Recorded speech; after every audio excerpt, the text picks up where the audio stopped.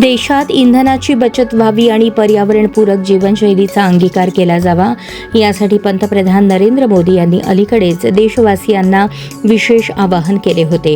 पंतप्रधानांच्या याच आवाहनाला सकारात्मक प्रतिसाद देत आणि आधुनिक सोलापूरची पर्यावरणपूरक वाटचाल अधिक गतिमान करण्यासाठी आज सोलापूर महानगरपालिका पदाधिकाऱ्यांकडून एक कौतुकास्पद उपक्रम राबवण्यात आला। सोमवारी सकाळी सोलापूरचे महापौर विनायक कोंडाल हे नेहमीच्या शासकीय वाहनाचा त्याग करून चक्क ई-बाईकवरून महानगरपालिकेत दाखल झाले। महापौरांना अशा प्रकारे पर्यावरणपूरक वाहनाचा वापर करताना पाहून महापालिका कर्मचारी आणि नागरिकांमध्ये कौतुकाचे वातावरण होते। उपमहापौर आणि सभागृह नेत्यांचीही उत्स्फूर्त साथ त्यांना मिळाली। पर्यावरणपूरक मोहिमेला महानगरपालिकेतील इतर प्रमुख पदाधिकाऱ्यांनीही तितकीच साथ दिली।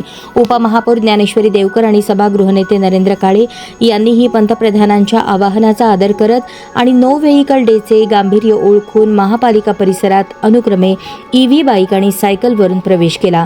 इंधनाची बचत करण्यासाठी या दोन्ही नेत्यांनी घेतलेला हा पुढाकार सोलापूरकरांसाठी अत्यंत प्रेरणादायी ठरत आहे।